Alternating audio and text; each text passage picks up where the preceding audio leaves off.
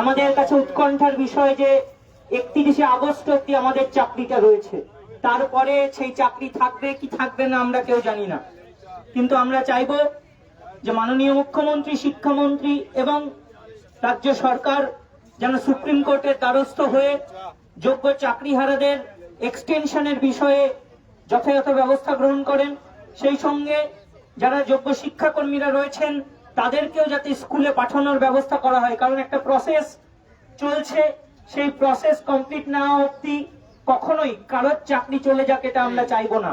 এবং মাননীয় মুখ্যমন্ত্রী তার পূর্ব প্রতিশ্রুতি অনুযায়ী সুপ্রিম কোর্টের দ্বারস্থ হয়ে সকল যোগ্যদের চাকরির পুনর্বহালের জন্য যথাযথ পদক্ষেপ যাতে গ্রহণ করেন সেটা আমরা চাই। আমরা দেখেছি বিগত দিনে শুভেন্দু অধিকারী মহাশয় বারবার আমাদের কথা দিয়েছিলেন যে সুপ্রিম কোর্টের দ্বারস্থ হয়ে তিনি যোগ্যদের চাকরি ফিরিয়ে দেবেন। সেই প্রতিশ্রুতির বাস্তবায়ন ঘটা অবশ্যই প্রয়োজন। সুপ্রিম কোর্টের রায় আমরা আগে থেকে কেউ বলে দিতে পারি না, কিন্তু রাজ্য সরকারের কাছে আমরা চাই যথাযথ পদক্ষেপটা গ্রহণ করা হোক। সুপ্রিম কোর্টের দ্বারস্থ যেন অবশ্যই এই বর্তমান রাজ্য সরকার হন।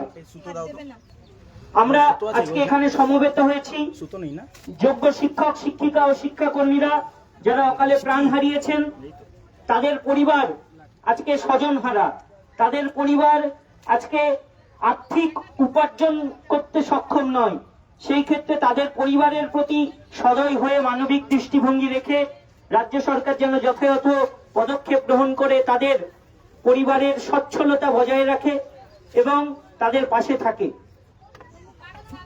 যোগ্য শিক্ষাকর্মীরা 15 থেকে 16 মাস ধরে যে বেতন পাচ্ছে না, সেই পূর্বতন রাজ্য সরকার আজকে নিট আন্দোলনকারীদের পাশে দাঁড়াচ্ছেন। মমতা ব্যানার্জি আজকে বলছেন যে আন্দোলনকারীদের পাশে দাঁড়িয়ে এই ধরনের অত্যাচার কেন হয়েছে আমরা মানছি, কিন্তু যে অত্যাচারী সে নিজেই এই কথা বলছে, এটা আমাদের পছন্দ হচ্ছে না। কারণ আজকে তার জন্যই আমরা আজকে চাকরি হারা, আজকে তার সরকারের জন্যই আজকে আমাদের চাকরিগুলো চলে গেল। তাই তার মুখে এই কথা মানায় না। আমরা চাইবো তিনি যদি এরকমই সদয় হয়ে থাকেন, তাহলে যে ওএমআর গুলো আমরা হারিয়ে ফেলেছি, আমরা মনে করি সেই ওএমআর গুলো যেন কোথা থেকে খুঁড়ে এনে বার করে এনে আমাদের চাকরিগুলো ফেরানোর জন্য, যেভাবে ভোটের আগে তিনি সুপ্রিম কোর্টে গেছিলেন নিজে শুনানি করানোর জন্য, ঠিক সেরকম ভাবে সেইগুলো নিয়ে আমাদের চাকরি বহালের জন্য তাহলে শুনানি করিয়ে আসুন। রাজ্য সরকার, মুখ্যমন্ত্রী, শিক্ষামন্ত্রী শুভেন্দু অধিকারী মহাশয় যে কথা বিগত দিনে দিয়েছিলেন সেই কথার বাস্তবায়ন ঘটুক। প্রতিশ্রুতি অনুযায়ী সকল যোগ্যদের চাকরির পুনর্বহাল হোক, চাকরির সুনিশ্চিতকরণ হোক। একটা নতুন পরীক্ষা আমাদের দিতে বাধ্য করা হয়েছে, সেই নতুন পরীক্ষায় সকলের চাকরি কখনোই সম্ভব নয়। আমরা জানি অনেক নটকল এবং দূরের ওয়েটিং যারা রয়েছেন তাদের চাকরি হয়তো হবে না, তাহলে তাদের কি, তাদের ফ্যামিলি, তাদের জীবন কি ধ্বংস হয়ে যাবে? মাননীয় মুখ্যমন্ত্রী যেন এই দিকে সদয় হন এবং দৃষ্টিভঙ্গি রেখে সকল যোগ্যদের চাকরি সুনিশ্চিতকরণের জন্য যা যা ব্যবস্থা নেওয়া প্রয়োজন সেই ব্যবস্থা গ্রহণ করেন। আজকে এই জায়গায় আমরা উপনীত হয়েছি যে এই মাস আমাদের কাছে উৎকণ্ঠার। প্রতিনিয়ত আমাদের মনের মধ্যে কুড়ে কুড়ে খাচ্ছে যে আর হয়তো একটা মাস, আর হয়তো একটা মাস, তারপরে কি হবে আমরা কেউ জানি না। তারপরে আমাদের জীবনগুলো এখানেই ইতি টানবে, আমাদের উপার্জন এখানেই ইতি টানবে, কি আমাদের জীবনে কিছু হবে? আমরা চাইবো রাজ্য সরকার প্রাথমিকভাবে প্রসেসের এক্সটেনশনের জন্য যেমন সুপ্রিম কোর্টের দ্বারস্থ হবে, সেরকম ভাবে চাকরির এক্সটেনশনের জন্য সবার, শিক্ষাকর্মীদের ক্ষেত্রেও এবং শিক্ষকদের ক্ষেত্রেও। আমরা জানি পঠন পাঠনের জন্য, পঠন পাঠন এবং শিক্ষা ব্যবস্থায় যাতে ঢুকে না পড়ে সেই জন্য টিচারদেরকে এক্সটেনশন দেওয়া হয়েছিল। কিন্তু একটা স্কুল চালাতে গেলে পঠন পাঠনের পাশাপাশি স্কুলের পরিচালনাটাও সঠিকভাবে করতে হয়, করণিক কাজ এবং অন্যান্য কাজগুলোও সঠিকভাবে করতে হয়, নাহলে স্কুল পরিচালনা করা সম্ভব নয়।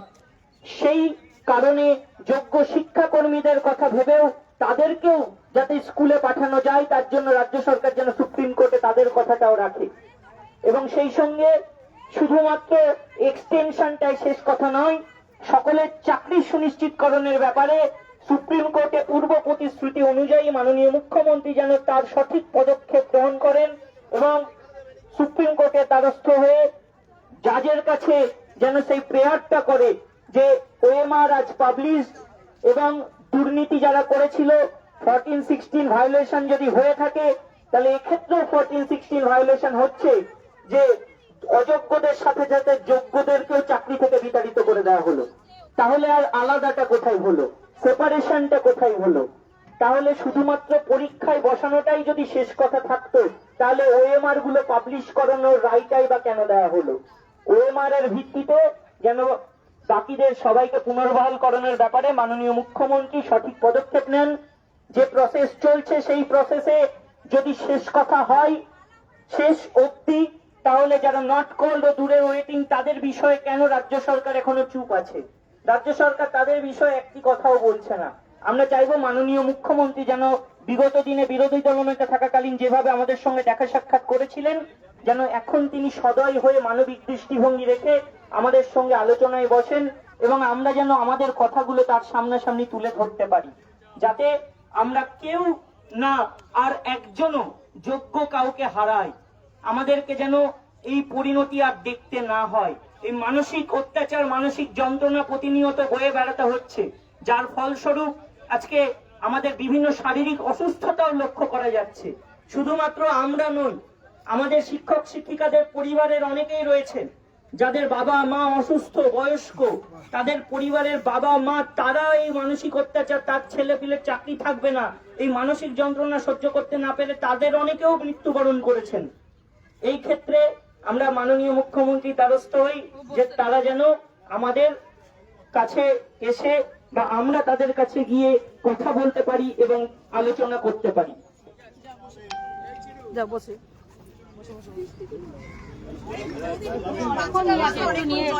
ব্যথাও হয়ে যায়, কিছু আছে তোমার কাছে? তাহলে আচ্ছা এটা ভিজে গেছে।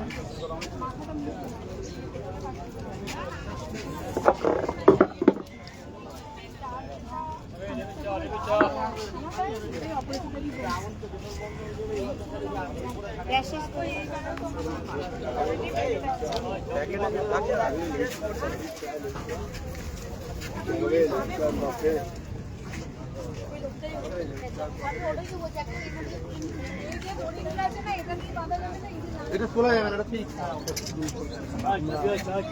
এই দড়ি কি নিয়ে আসো? এসডিএম থেকে দু চারটা বেঞ্চ বার করে নিয়ে চলে আয় না।